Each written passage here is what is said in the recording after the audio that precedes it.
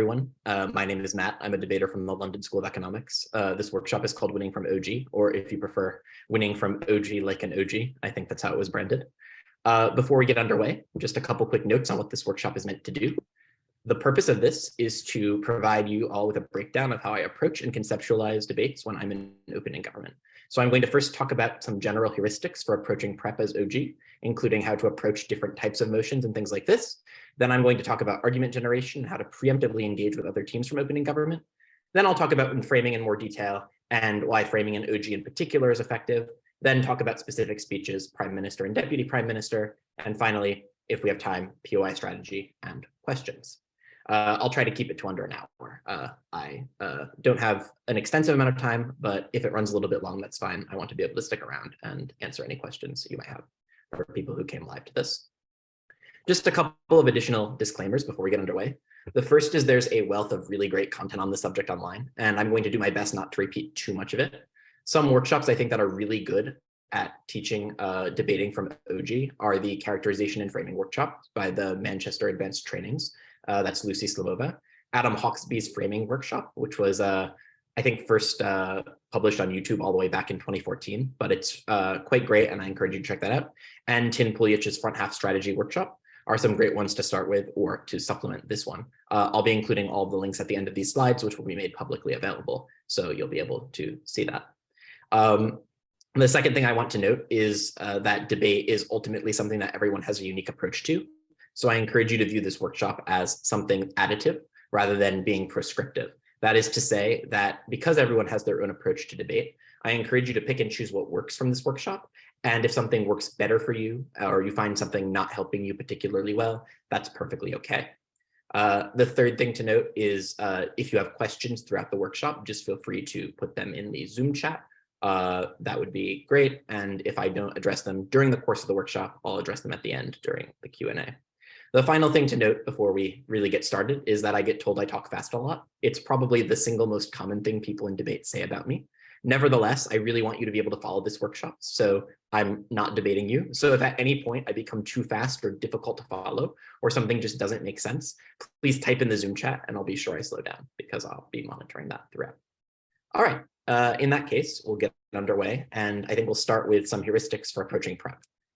I think the very first thing to note before we get underway that every workshop ever published on opening government is unanimous about is that many teams jump straight into preparing arguments when they're in front half and when they're in OG specifically. And I highly discourage you from doing this. I think there are multiple things you should do prior to jumping into argumentation that include the following things on this slide. So reading the motion, deciding what you're trading off and why, and then framing, and then and only then can you get to argument and case generation. With that said then, I think in OG, the tendency that teams have that makes OG quite intimidating is while they have a lot of power to frame and shape the debate as you see fit and dictate parameters of the debate, you also only have 15 minutes, which means you have very little time relative to other teams in the debate, like closing teams, or even opening opposition, who has a whole 7 minutes in the prime minister, to consider strategic implications of arguments. So you need to be particularly disciplined about approaching prep in a really structured manner. So I'm going to go through this sort of bit by bit, starting with the first slide, which is the first note on this slide, which is read the motion. I realize this is quite basic, but I think genuinely the very first thing you want to do when you see the motion release is to assess the burden the motion sets on you. This isn't a workshop about emotion types, so I won't spend too long on this, but if it's this house would, you have fiat, but make sure you have a model. If the motion is this house regrets, make sure you understand you'll need to have a counterfactual. But there are also specific ways that motions are worded, which enable you to make specific arguments or frame the debate in specific ways advantageous to you that I'll talk more about when I get to framing.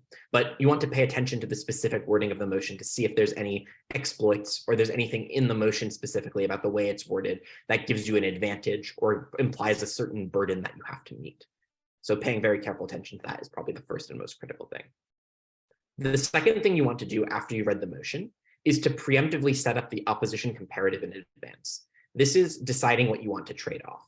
In any debate, both sides have something to lose and something to gain, at least theoretically. Sometimes motions are really, really unbalanced, but when CAs set motions, they generally want teams to be able to approach the motion from either side in a balanced manner. Therefore, in opening government, in order to have a prime minister speech and indeed a deputy prime minister speech that is maximally engaging, It's generally better to think from the get-go what opposition likely stands to gain within the debate, concede that it might happen, and then attempt to deal with it in a variety of ways. You can either mitigate the benefit, i.e., try to show why opposition's benefit is unlikely to accrue to the degree they want on your side.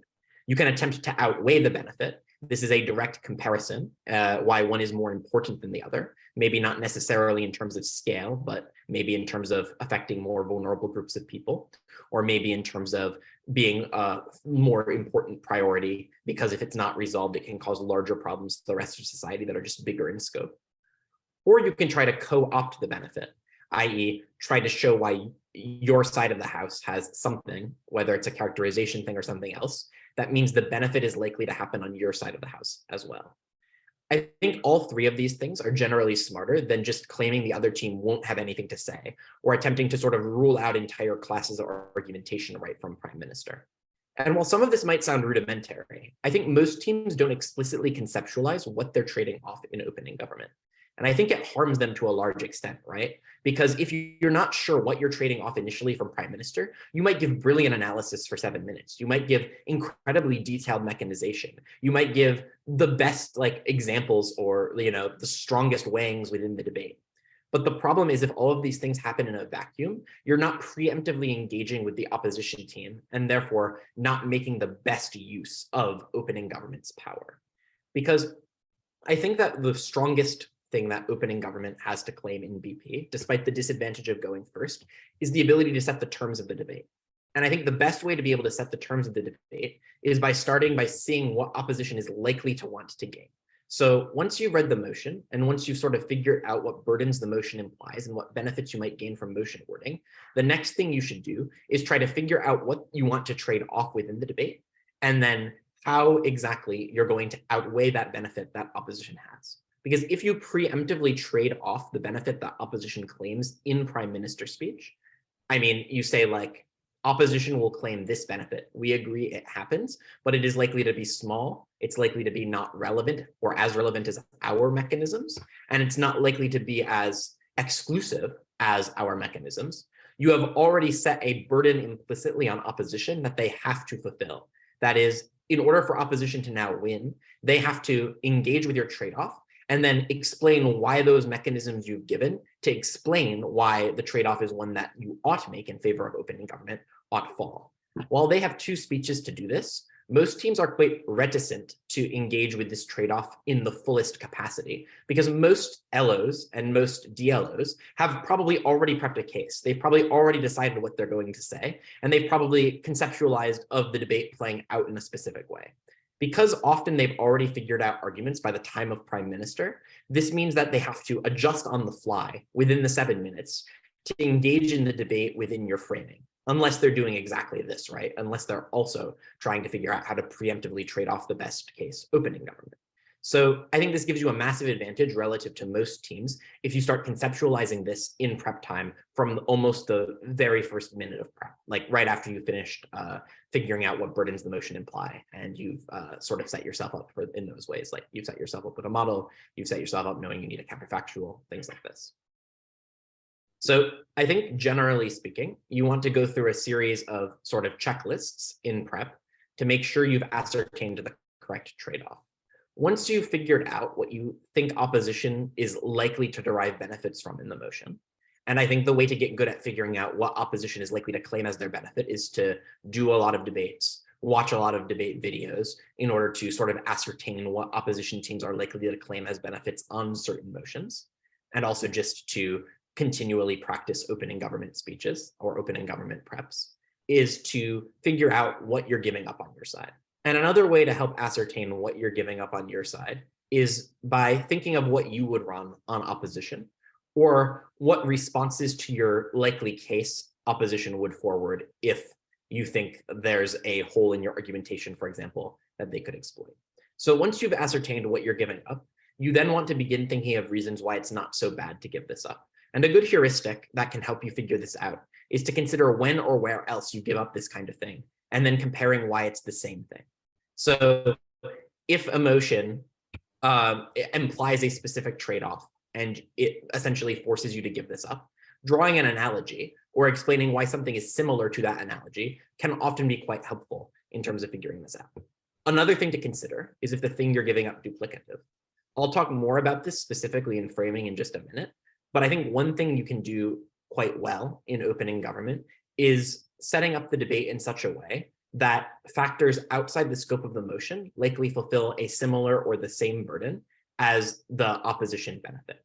So if a motion implies that a specific benefit accrues exclusively to opposition, i.e. if it's a motion that involves a social movement prioritizing one thing over another, a good thing to consider is if potentially you'll be able to characterize other social movements or other groups, governments, politicians, and so on, being able to fulfill the other burden as opposed to your burden. So making your burden exclusive, whereas opposition's duplicative or symmetric. This doesn't always work. Not every motion has the ability for you to do this, but when it does work, it can be quite powerful because you preemptively co-opt the opening opposition and likely closing opposition benefit, and then you provide a series of benefits of your own. The next thing I want to talk about then is framing, because I think framing is probably the most critical element of opening government. I'm going to talk through 3 uses of framing that I don't see discussed as often, because this is the next thing you ought to consider in opening government once you've ascertained what you're likely to trade off in prep and once you've ascertained motion burdens. The first thing I think you can consider when sort of developing a framing that works well for you is if the wording of the motion or info slide benefits you specifically. And I'm going to be talking very clearly in concrete examples now to explain ways in which you can exploit motion wordings to benefit you in debates you might have tomorrow, the next day, and so on. The first type of wording that can often benefit you and should act as a trigger in your mind to enact a specific type of framing are motions worded, "This house supports the rise of X," right? The comparative in these debates is not on one side thing X exists and on the other side thing X does not. The comparative in these debates is on one side the thing, whether it's a trend or something else, is gaining in prominence. What this means is you can argue that in the absence of the rise, this thing, that is, the comparative is the same thing existing, but at a smaller scale. So an example would be the split open round 2 from 2022. This house supports the rise of rental families, where people basically pay someone to pretend to be a family member, and then that person goes to family events with them, sort of has dinner with them sometimes after work, things like this, and they get money in exchange for it. The comparative is not on gov rental families exist and on op rental families do not exist. The comparative is that the work still exists on either side to some degree. But what myself and my partner argued from OG is that some people will still do this on op, but the work is less safe and more stigmatized without the rise of this phenomenon. Whereas what the rise does is it allows for explicit and implicit regulation, both through governments and through media callouts, to make sure that this workplace and workforce is regulated. Another motion that's similar is the common one that's run. I don't know which tournament it's from precisely, but this house supports the rise of pay for success contracts to address social problems. These are basically contracts where a government awards a contract to a company to address a problem, and if it's successful, then pays them.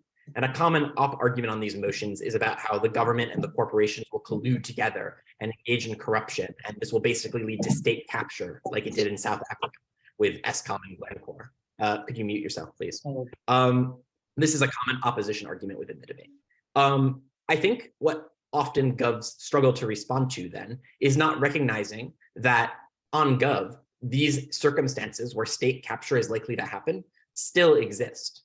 That is, it's still likely that on either side of the house, there will still be some degree of corruption in these contracts because these contracts will still happen, but to a more limited degree.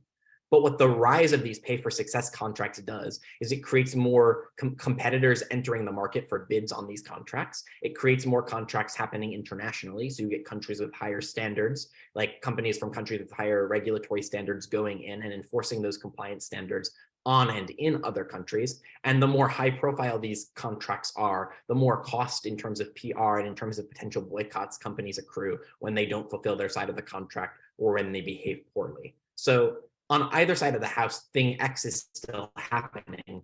What often the rise can do is create a more favorable regulatory environment or create a more accountable environment in which this thing can happen. So even if it happens more prevalently, the harms of that thing happening are less likely to happen when there's a rise of a specific trend. The second type of motion that I think often offers incredible amounts of like benefits for clever framing are motions that highlight specific trade-offs between two groups. I already talked about this a bit, but this house prefers movements doing X to Y, for example. I think often, for example, this house prefers environmental movements, heavily prioritizing a global agenda over a local one. I think this was a round at Korea Worlds potentially, or maybe it was worded differently. I don't know. E.g., like local pollution.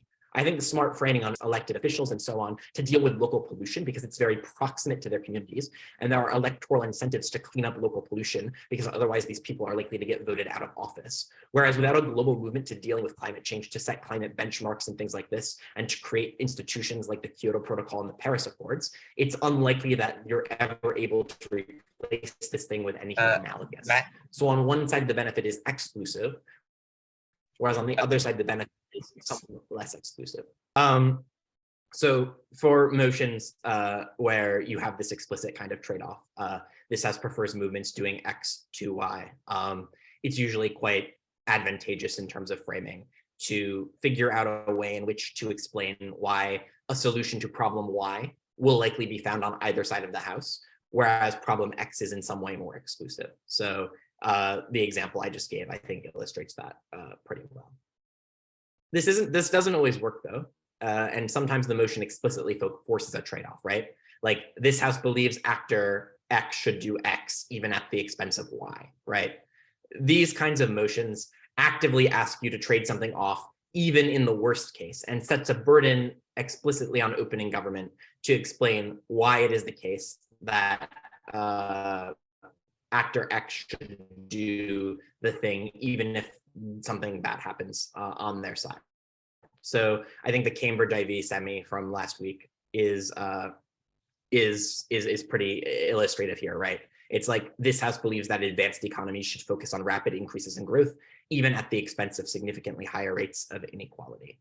You can often still explain why growth is a prerequisite towards resolving long-term inequality, even if you have to bite the bullet in the short term on inequality. So what you can frame on opening government is say that on OG, we understand that pursuing short-term economic growth will likely exacerbate problems in, say, the welfare sector. However, we think that the most important thing in this debate is to make sure that the welfare sector long-term is stable. And if we don't get economic growth now, later on down the line, debt bubbles will occur that will cause massive amounts of harm to the welfare sector. So we're fine with trading off inequality in the short term if it means that in the long term, inequality doesn't get far, far, far worse because of our failure to pursue economic growth. This was the framing we ran in the semis last weekend. I think it's quite useful. The final thing that I think you should be wary of in terms of framing are long info slides with too much context. These are always, always, always exploitable because long info slides with too much context are often a symptom of CAs wanting to clarify really clearly what arguments are meant to be in motions. The problem with this is that they often give arguments to one team or the other within a debate, or they provide a specific lens to the debate that CA teams haven't considered fully that allow you to exploit a framing. For example, I think many motions often will explain what a movement's goals are or explain what an actor's priorities are implicitly, even if not explicitly. So you can lean on by cherry picking specific wordings within the info slide to explain why an actor is likely to prioritize one decision over the other, or why an actor is likely to consider one outcome more preferable to another. There are a variety of contexts where this is the case. If people want examples of this, I can go through some motions at the end. But generally speaking, anytime you see an info slide that's very, very, very long, don't panic. Realize that it's probably the case that you can exploit something about the info slide, i.e. the info slide provides too much information about a movement's goals, too much information about an actor incentives, and then use that in your framing to sort of characterize to the judge that the actor likely agrees with you or the debate ought fall to your side. The next thing I want to talk about is characterizing debates in a context valuable to you. I think the first thing to pay attention to is outside context. I've already talked about this a bit, but motions never ever take place in a vacuum. There are many things happening in the world outside the motion that you should consider from opening government from the get-go. A good example of this is the motion, "This House regrets the preeminence of youth in social movements."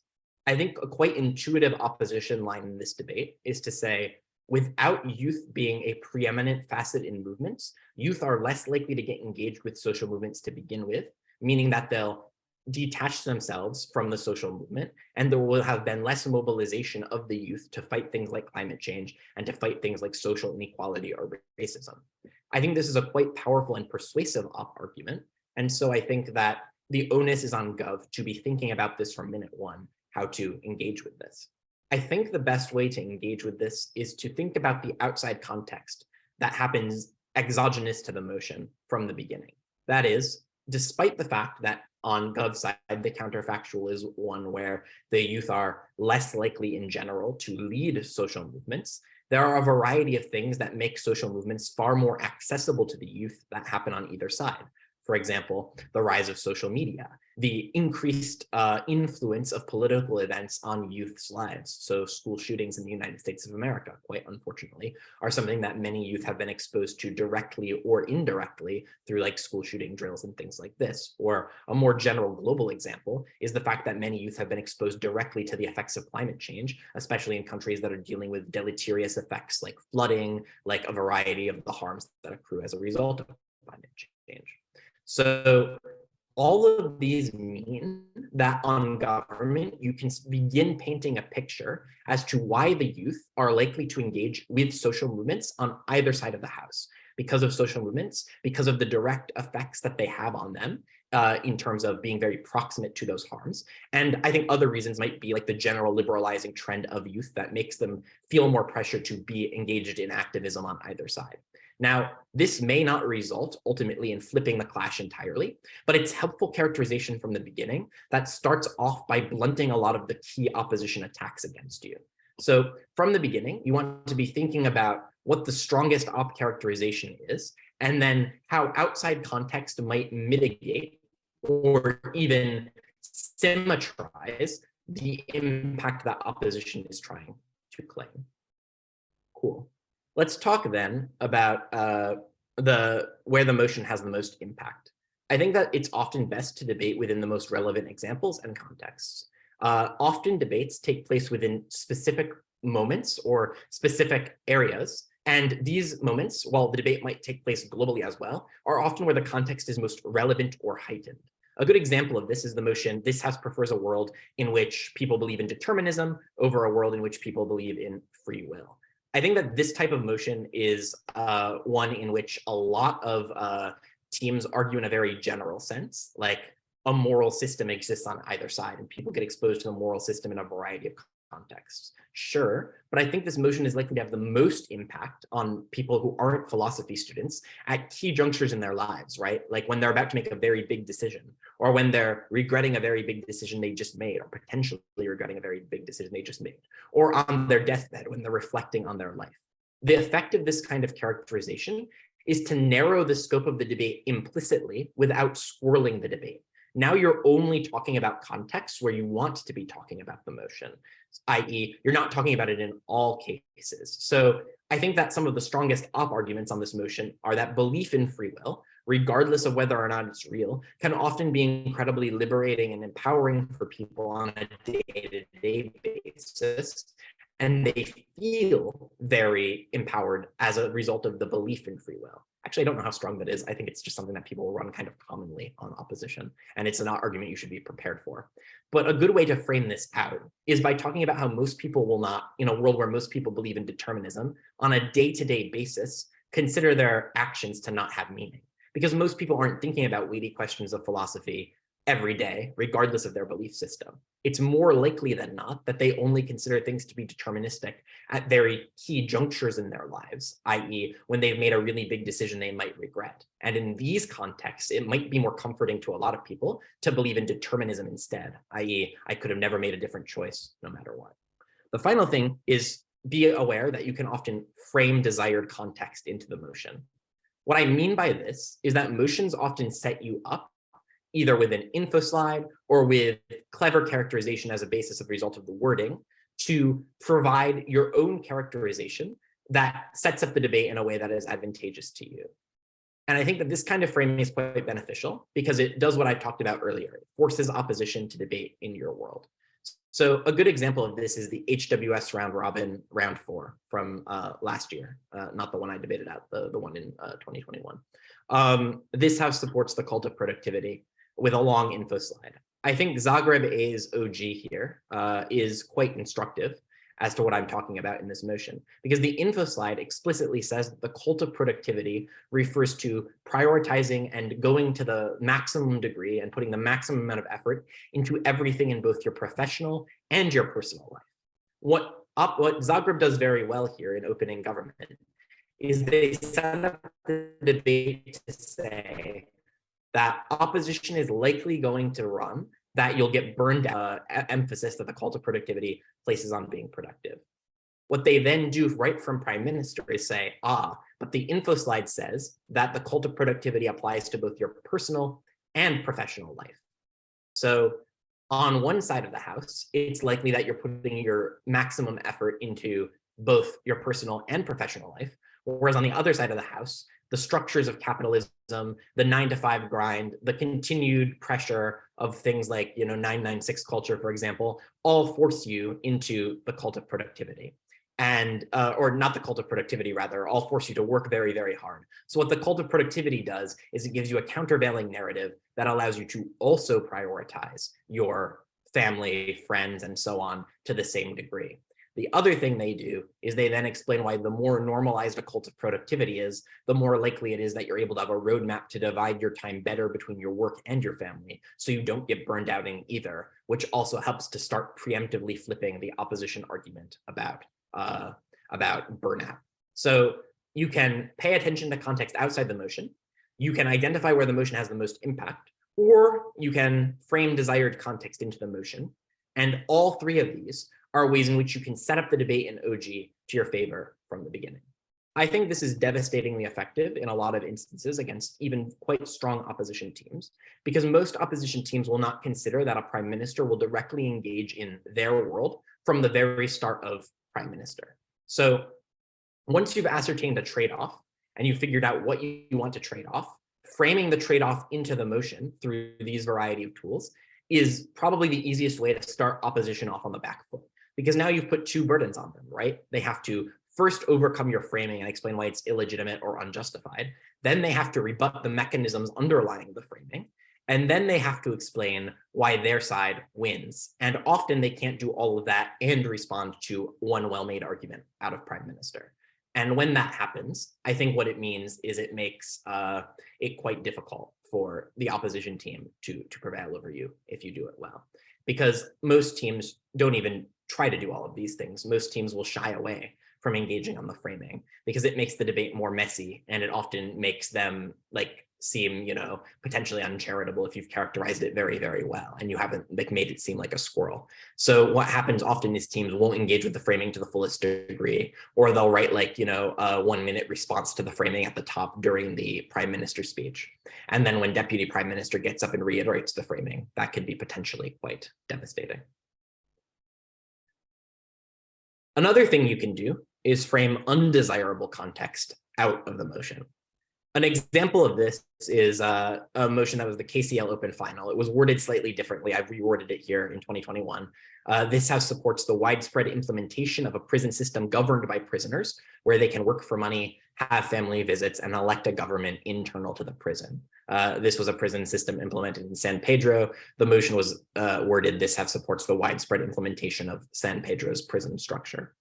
One way you can immediately from the start predict an opposition line is to say that implementing this on opposition, on government, would likely cause a lot of chaos if it's done poorly. That is, when you begin implementing the government of prisoners, this could cause a lot of chaos. There could be a lot of, violations of the electoral system. There could be a lot of violence as a result of suddenly the entire transition happening. There could be a lot of, prisoners refusing to work and disrupting the prisoners who want to work, thereby causing the system to kind of fall apart from the very beginning. I think a good way to frame that out of the motion, or sort of mitigate it from the beginning, is to set up the debate by explaining that this is unlikely to be a transition that happens overnight or with a snap of the fingers.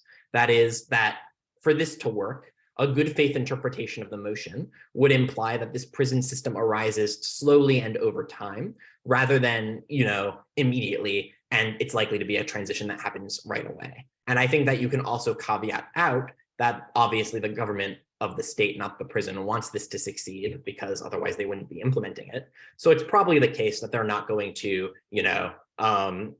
immediately allow this to go on if it causes anarchy. They'll probably shut it down in instances where it's incredibly violent, and they'll probably make sure that very violent prisoners can't participate to the same degree, right? Like prisoners who are utterly dysfunctional, like psychopaths, sociopaths, probably can't participate in the system in a good faith interpretation of the motion. Another way you can weaponize framing is to symmetrize another team's case. You can see the earlier examples where you can use the wording of the motion against them, but it's not always the case that you can use the wording of the motion against them. Sometimes the motion doesn't set you up for as explicit a trade-off.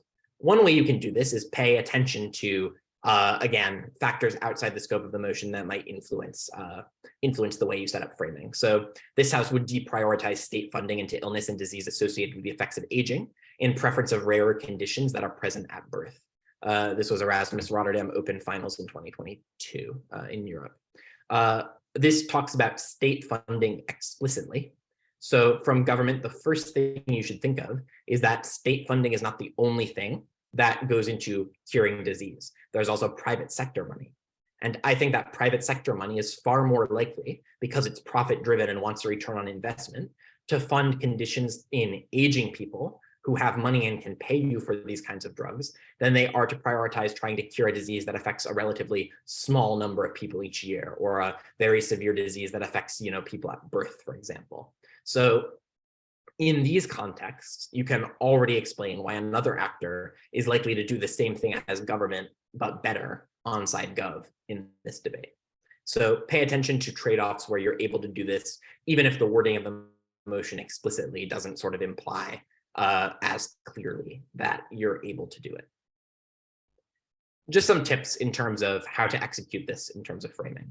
I think the first thing to remember is that as OG, you have first mover advantage, right? So I already said this, but teams don't like to challenge framing. And the more layered and nuanced your framing is, the harder it will be to overcome, even if there are very, very strong responses from the opposition. However, there are some caveats to this. The first is to be sure to make your framing sound very reasonable and not like a squirrel. Sometimes, if you try to go too ambitious, or you try to claim that opposition gets no benefit whatsoever, it can sound to the judge like you're trying to steal all of the benefits. And if you are under nuanced about your framing, then it can sound like you're trying to narrow the scope of the motion to context only in which you're favorable. So if you narrow the scope of the motion, or if you're going to claim that a benefit that opposition might claim will happen on both sides, the best way to make sure it doesn't sound like a squirrel is to draw intuitive characterizations as to why the thing in your world is likely done this way. So finding persuasive analogies or persuasive examples, or just persuasive instances or reasons, mechanisms, as to why it's likely the case it's set up this way, is probably the easiest way to go about making your framing sound very intuitive. What I like to do is make eye contact with the judge here. I like to slow down, pause. I like to try to be very, very clear about why this is compelling, and to make sure that the illustration really is conveyed to the judge as clearly as possible, because you want to be sure to call out that inbuilt skepticism they might have prior to it actually taking form in their mind. Another way you can do this is explicitly say, I know that the motion doesn't necessarily wasn't necessarily intended to allow me to do this, but it is by virtue of the way the motion is worded. So if you're going to attempt a quite ambitious framing, right, then being very clear about why it's the case that this ambitious framing is the correct framing for the debate is one that you should probably do preemptively. So doing a bit of meta debating here and being I understand that the way the motion is set up might not imply this framing, but this framing is correct if you look at intuitive real world examples of this phenomenon or motion playing out, is a particularly good way to go about doing this. An example of this would be a motion, something along the lines of this house prefers a world in monogamy rather than exclusive monogamy. Or one partner. One partner over many years as opposed to one partner. And I think a good framing from open government is to set up the debate as primarily affecting young people, right? Because on either side of the house, eventually people are likely to settle down with one person, if only for economic benefits, right? Because a marriage provides, tax benefits, you're better able to, afford a house, down payment on a house and things like this. You're able to pool resources. And this mostly then affects younger people. And then what you can say is that you get better long-term relationships in the future if you've, had many different relationships to gain better understanding of your preferences in advance on government, rather than on opposition where you marry much younger and you end up stuck in one relationship for a longer period of time. At the same time, however, while you want to sound reasonable, you also don't want to set yourself up to take very stupid burdens, right?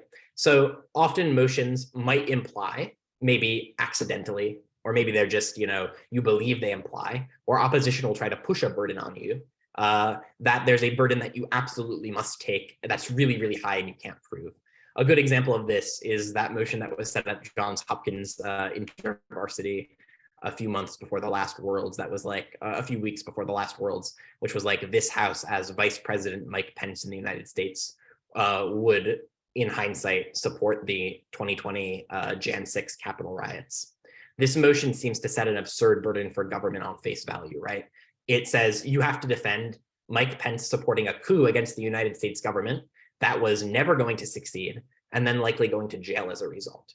So the first thing you want to think about on government is this really our burden? If so, are we screwed? If not, why not?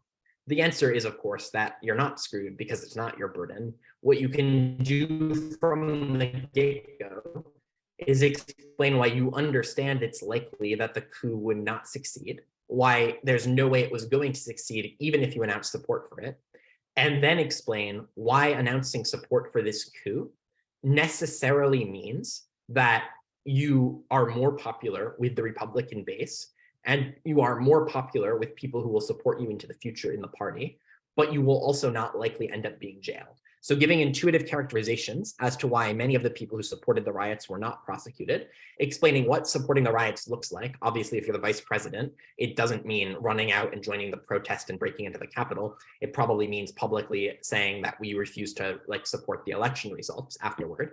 And giving these clear and intuitive reasons at the start of prime minister will automatically set you up to take the correct burden rather than the incorrect burden. So paying attention to when a motion is baiting you with a very high burden, or you think up will bait you with taking a very high burden, and instead taking the lower but more strategically relevant burden, can also be quite helpful in ascertaining how you should approach OG.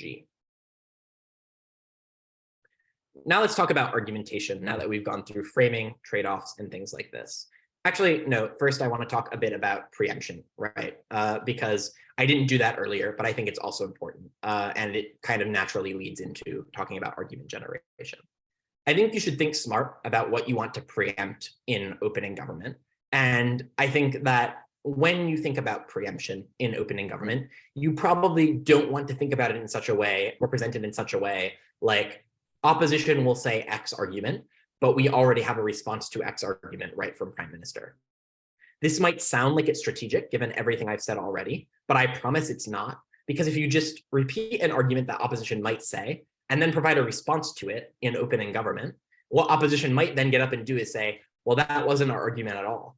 And if you miscalculated what the argument is from opposition, which might happen, everyone makes mistakes, then you might be left on the back foot and in trouble and very, very unsure where to go from there. If LO gets up and says, actually, we're going to argue something completely different, and then you've wasted a minute, 2 minutes of your speech on doing preemption, that isn't helpful.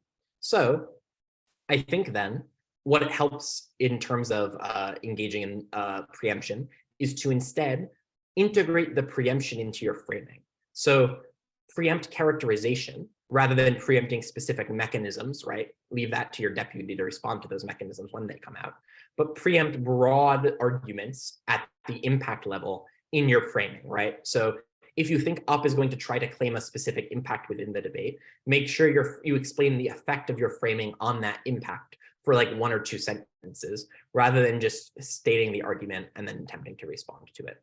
I hope that makes sense. Now let's talk about argument generation. In OG, you have a limited time to work on argument generation, more than any other team within the debate.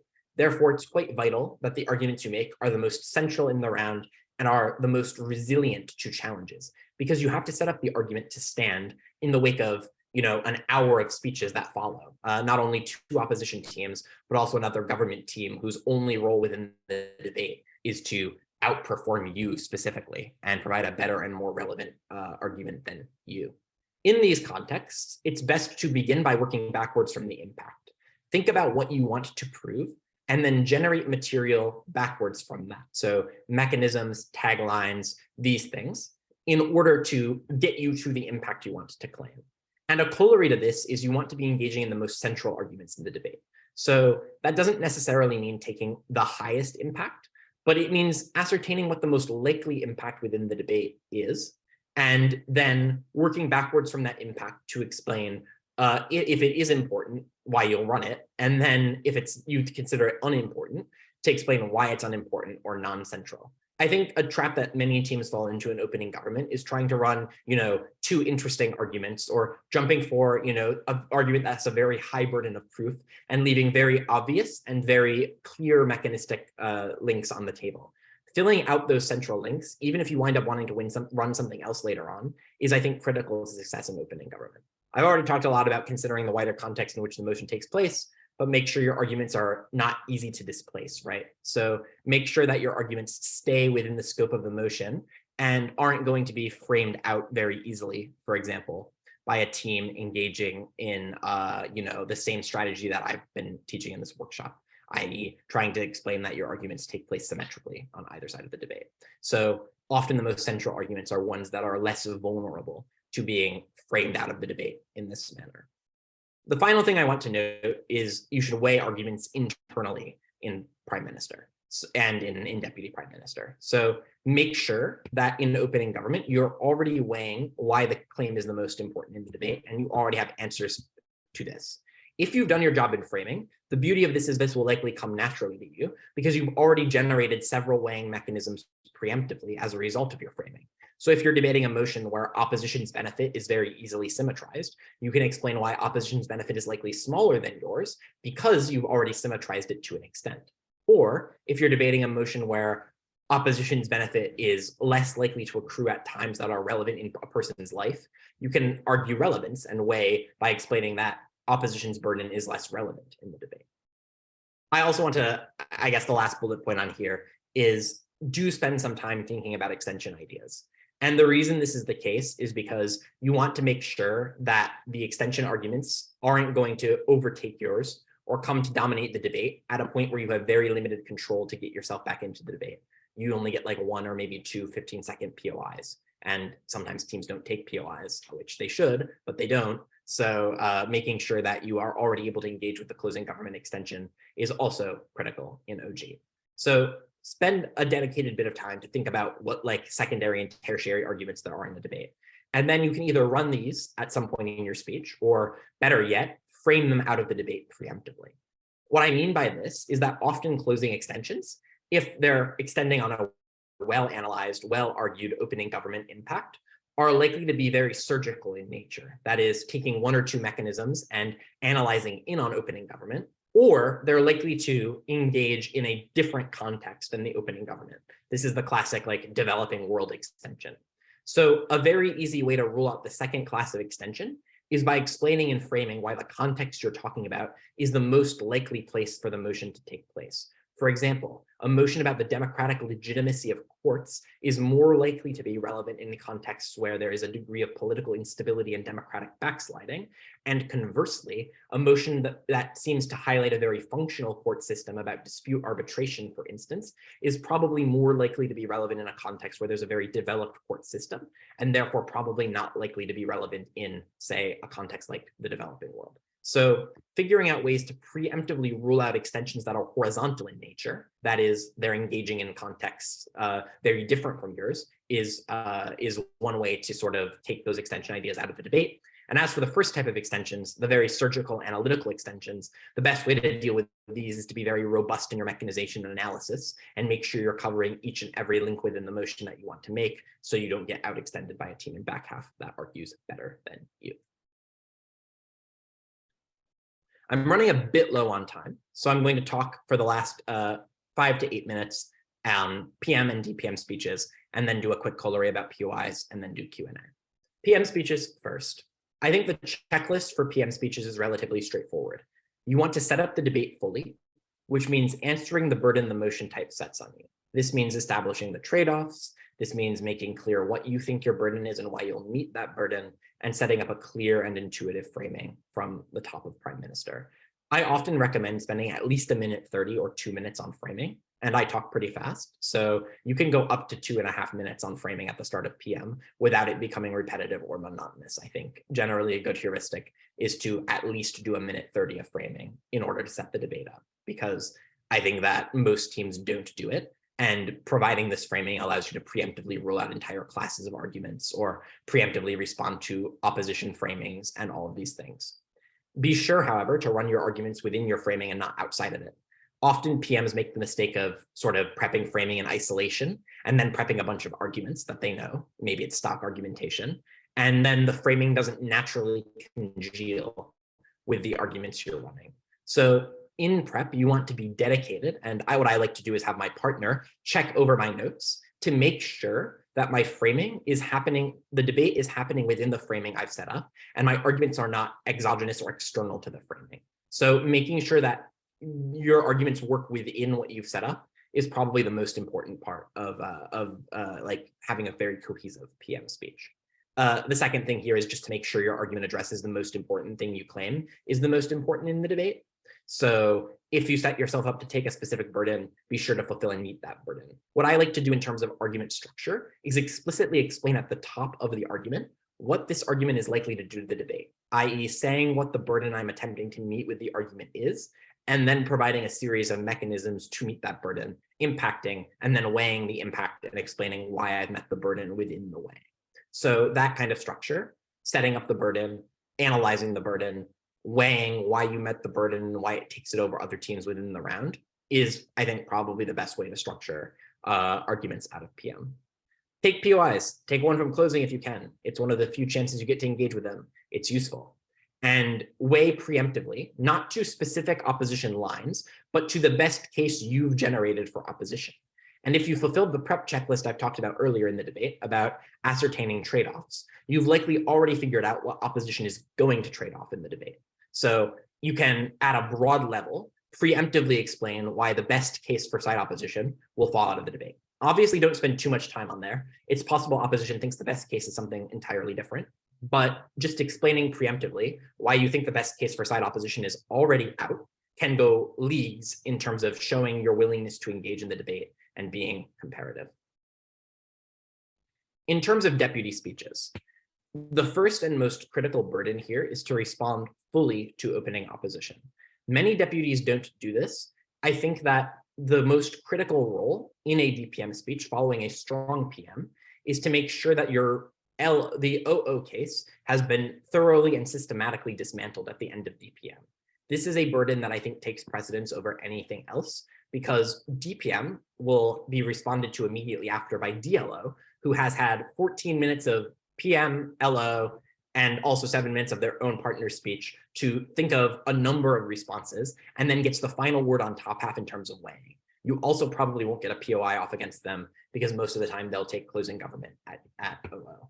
So what this then means is that you often have a limited amount of time after DPM to engage with opening opposition directly. Obviously, you can POI CO about OO's case, but this risks being off clash and waved away by CO, and it also risks the fact that CO might be a bigger threat than OO, and then you're not engaging with them as well as you could be. So responding fully to OO takes a variety of forms. The first is rebuttal, and the second is weighing. Direct rebuttal and refutation is outside the scope of this workshop in terms of how to do it well. I can refer to specific workshops that help with rebuttal, that talk specifically about rebuttal in top half and how to make it quite strong if you'd like. But being sure to weigh again against OO, preemptively against the strongest opposition claims you believe, but also against OO's explicit claims is, I think, vital in making sure your case holds up throughout the round. The final thing I want to talk about here that many deputy prime minister speeches don't do that I think is critical is integrating new arguments into responses. What I mean by this is that often there's a temptation in DPM to sort of pick up an argument that opening government's PM dropped and then run it in DPM, either to try to shut out a closing government extension, maybe they flagged their POI to opening opposition, now you want to burn it, or something like this. I think this can be smart, but is generally not as time effective, especially since your number one burden, as I've already talked about, is to respond fully to opening opposition. So what you can do is build new arguments into these responses rather than setting them up in isolation. So what I mean by this is layering on new mechanistic links or layering on new lines of analysis within the Deputy Prime Minister speech to substantiate previously articulated points within the opening government.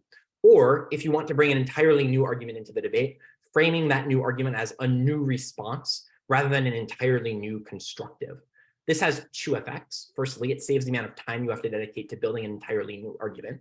And secondly, it adds an additional layer of rebuttal in terms of response to opening opposition. So you've responded directly to their tagline and their mechanisms, but you've also provided a new constructive argument that you weighed against them internal to the response, thus giving you more layers of response that the DLO has to then overcome. The final thing I want to talk about then, before we go to Q&A, is points of information. Obviously, points of information are quite vital. There's a reason they're prioritized so highly in the world's judging manual, but they are also something you likely only get two of as opening government, if that. So it is important to make sure, because you've just had, after, top half speaks and then CG speaks, close to an hour of speeches attempting to outweigh, dismantle, outframe your claim. The thing I think you want to do is to track the debate very carefully to find openings within their POI. So to find openings that you can exploit with the POI. These take a couple forms. The first is an offensive POI, where you attack the logic of their case. The second is a defensive POI, where you reiterate key mechanisms or analysis the judges credit. These are both potential options. Generally speaking, a good heuristic to decide when you want to use one over the other is about threat assessment, right? I think this is fairly intuitive. If the opposition team you're POIing has a strong threat to your case and is attacking your case primarily through rebuttal, it might be better to rebuild a mechanism, or it might be better to attack the underlying logic of their case in order to undo it. So it depends on sort of the structure of the way the opposing speaker is responding.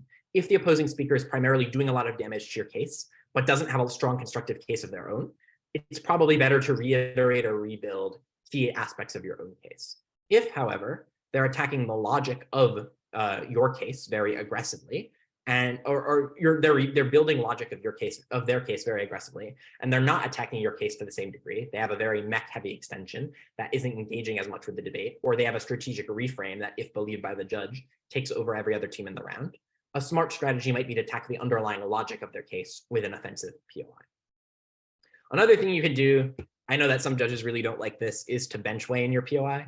So explicitly weigh against opening or closing government in your POI, explain why their case is contingent on you or something like this. Lots of judges don't like this. The way to do it effectively, if you have to, is to try to integrate some degree of engagement with CO into the POI, so it seems as though you're sort of engaging with both back half teams. A way I like to structure these POIs is to say, both back half teams agree on X. However, don't you think that Y is far more important in the debate, to make it seem like you're engaging with both and sort of simultaneously as a byproduct capturing the CG in your POI as well. You can also do both or all three. Obviously, you have 15 seconds. I would recommend against jamming too many POIs together. While there is no longer a rule in the world's manual explicitly against multi-part POIs, generally speaking, a speaker will only pay attention to one. And more importantly, judges might not track all the POIs. So for those reasons, I just think in general, it's probably better to stick to one form of POI or the other. But if you have to do both, generally speaking, making them sort of encapsulating both sides is better. So if you want to attack the logic of their case, but you also want to reiterate a key mechanism of your own, reiterate that key mechanism by providing a response you gave already in your case to sort of integrate the offensive and defensive material together. In general, which type of POI is the most effective will be A, contextual, and B, reliant on you tracking the debate very carefully and doing strong threat assessment to figure out which team is the strongest in the round. So I recommend either judging a lot of debates or watching a lot of debates and then attempting to come to your own call about which team is the strongest in order to ascertain which threat is the strongest. Because if CO is quite weak, it might make sense to POI CO in such a way that you're responding more to opening opposition or weighing your case to opening opposition. If the biggest threat in your round is you're closing government and you've beaten both opposition teams, it might be time to do that bench weighing POI if you don't think the judge is going to dislike it too much. As always, it depends on the context, and being aware of that context is helpful and important. To sum up, before we go into questions, the most important thing to remember about winning from opening government is to be the most central in the debate. What this workshop has attempted to do is to provide heuristics and structure to prep in order for you to ascertain what is most central to the debate and to set up the debate from the beginning of prep by conceptualizing of what the trade-off is in the debate, being clear about what the burdens of the motion are by reading the motion, and then arguing within the most central framing of the motion and preemptively setting you up to win by weighing. These are the sort of general guidelines, I think, that allow you to win from OG like an OG every time. And I think that if you adopt this sort of strategy, you will likely see, if not immediate results in terms of winning more debates, at the very least, a greater appreciation for what I think is the best position in British parliamentary debating. With that being said, I realize there are questions in the chat. I haven't been able to look at the chat throughout because of screen share. I should have mentioned that at some point, but I'll now do questions and hopefully also be able to take some verbal ones if possible. So if you have a question, please feel free to put it in the chat. I'll first kind of address the ones we've gotten, and then I'll go through more questions. But thank you, everyone. Okay, let me get back to the Zoom.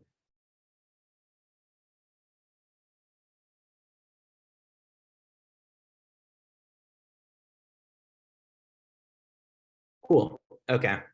Well, now I can see the chat, which is good. Okay, most of these are about lag. Hopefully that wasn't too bad. Thank you. We have a question in the chat. The question is, how do you teach newer debaters how to identify issues in a debate? Okay, so this is a good question. And I think that generally speaking, the reason why this didn't focus as much on like ascertaining the specific issues within the debate, as opposed to sort of a conceptual framework for once you've identified those issues, how to go about like implementing them in the debate, is because there's no easy answer to this question.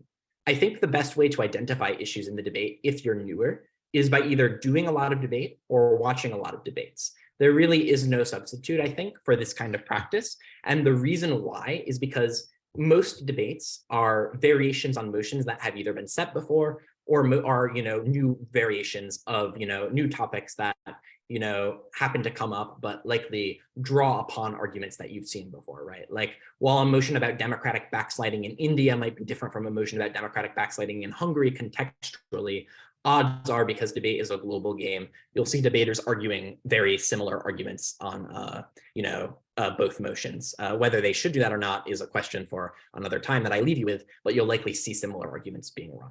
What this means is that the best way to go about learning how to identify issues that I talked about, i.e., what the opposition burden might be, what your burden might be, what the key issues in the debate are likely to be as the debate plays out, is to A, do a lot of debate, watch a lot of debate videos. There are a lot of high quality debate rounds online. I recommend Worlds Out Rounds, Euros Out Rounds, or HWS Round Robin videos to start, but also to do a lot of individualized prep. The way I like to go about doing this is to start by searching a type of motion on Hello Motions, like feminism, for example, and then prepping like 5 feminist motions within the span of 10 minutes on each, 10 minutes on each like motion, or 10-minute prep on each motion, maybe 5-minute prep on each motion. What this allows you to do is identify commonalities between different types of motions, and in identifying those commonalities, see where and how arguments are likely to recur in different debates. So the more motions you do, the more you realize that there are about 30 motions in general in BP debate that get set, and then about 3 times as many arguments. So 3 times 30, whatever that is. I'm not good at math. The point is, these arguments recur pretty frequently. I'm not saying don't think outside the box and be creative. That's obviously a huge aspect of BP as well. But in order to identify common issues within debates, I think this is a good way to sort of start out, and a good way to sort of begin engaging in that. The other thing you can do is watch workshops on strategy and on, how to identify sort of strategic contributions in debate. There's much more resources on the internet that I've linked in the PowerPoint slides that will be published on SUNDO's workshop page. But watching those workshops will also, I think, give you a feel for how other debaters other than myself approach strategy. I hope that answers your question. You can feel free to DM me if that does, or if you have further clarification. Second question. Hi, Matt. If you realize you have made a mistake when you take a clarification from a closing team, what is the best way to resolve it? Whatever you do, and this can be uncomfortable, do not flinch or do not seem like you're wrong. I think that the biggest thing you can do here to concede points to the team is to seem stunned or bamboozled by that clarification. Now, obviously, if you've gone through the checklist and you've sort of engaged in the optimal way with the debate as a whole, then you're unlikely to make that kind of mistake. But I think what you are able to do is first, not seem flustered by it. Second, attempt to address it in the clearest way possible. So if you have to, take a pause, right, for a minute, not a minute, but like for like 3-4 seconds. And once you've taken a pause for like 3-4 seconds, then answer as constructively as you can.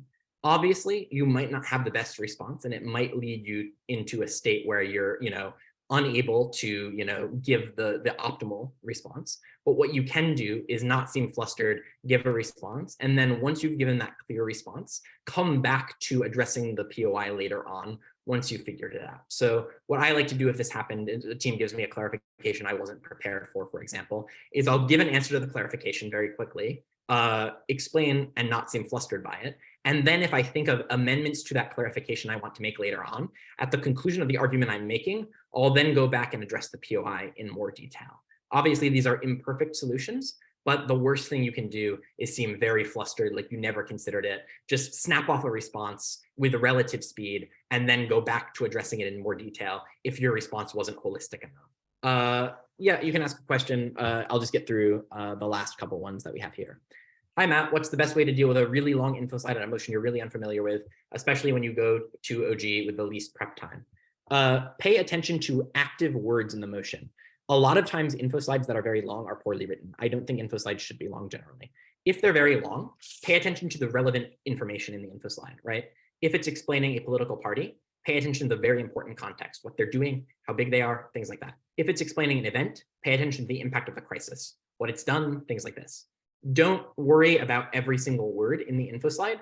If it's the case that it's so long that you're overwhelmed, first skim for active words, and then have your partner, who's a DPM and has a bit more time to do it, look through the info slide for strategic implications. If the info slide is very long and has is giving away arguments to your side, then you can often then have your DPM address that, or your DPM can provide you with ways to address that in argumentation. I hope that makes sense. Do you have a standard for how far you speak of impact? Because I'm told there was no impact or vague sometimes, even when I think I've said. Yeah, I think you should be clear on impacts, and you should reiterate them and talk about them quite a bit, because this goes back to the thing I was saying in the last part of my workshop, which is you have far less time than most people do in the debate to engage in the debate. So what this means then is that you're likely to be, attacked for 50 minutes by other teams who are all trying to outweigh or mitigate your impact. So spending a good amount of time on it is reasonable. There's no hard and fast rule, but for sure, weigh that impact and reiterate the impact at key points throughout your speech and in POIs if you think it was missed.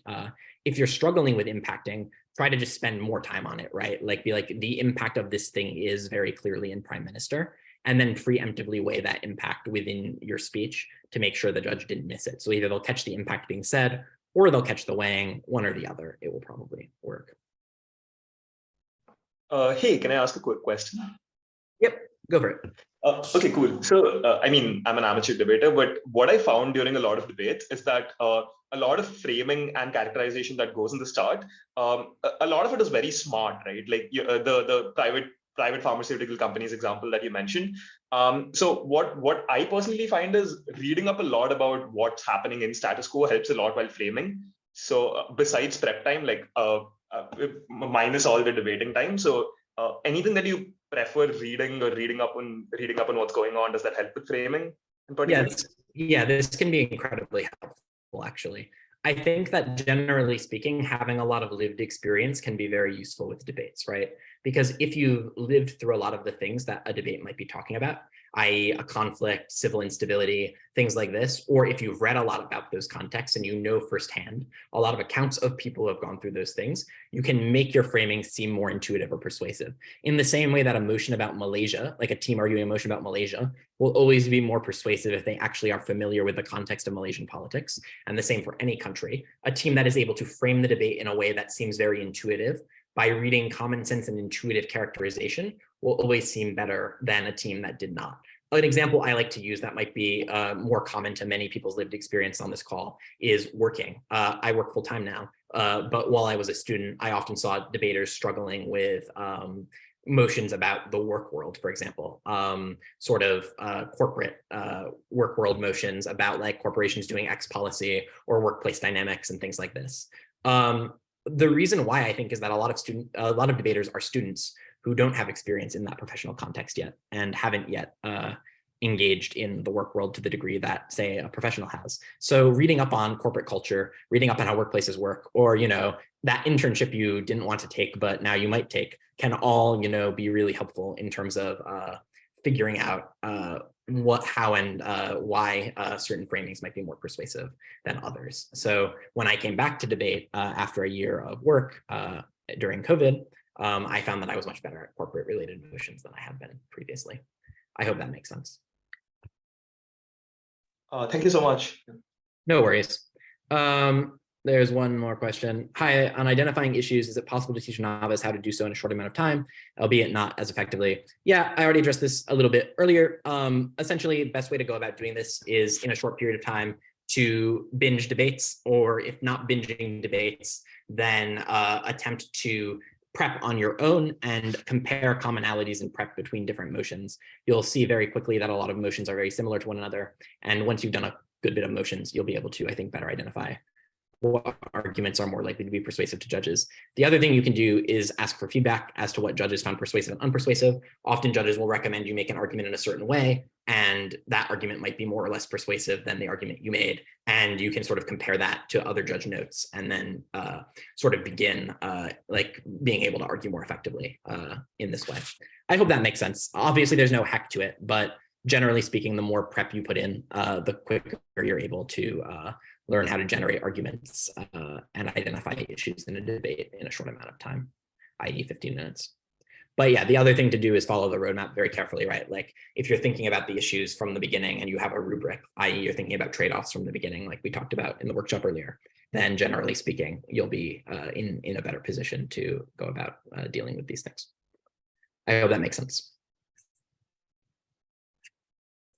Are there any other questions? I have time for maybe 1, 2 more.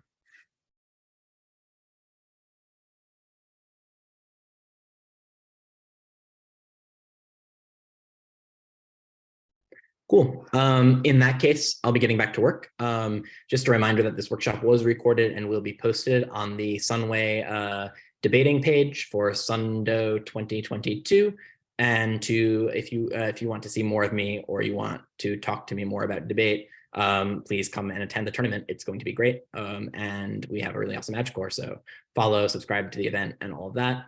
The other thing to note is just that if you have further questions or you feel things weren't answered, you can always reach out to me on Facebook. I'll do my best to answer as promptly as I can. It might be a little while, but I will do my best to respond to questions about the workshop within the next week. So please feel free to reach out. The other thing, of course, to note is that all of the workshops I've referenced and previous examples are listed on the slide. So all of the motions I talked about in this workshop are listed on the slides, as are the other workshops that I've referred you to. So if you have any further questions as well, and I didn't answer them, feel free to watch those other workshops.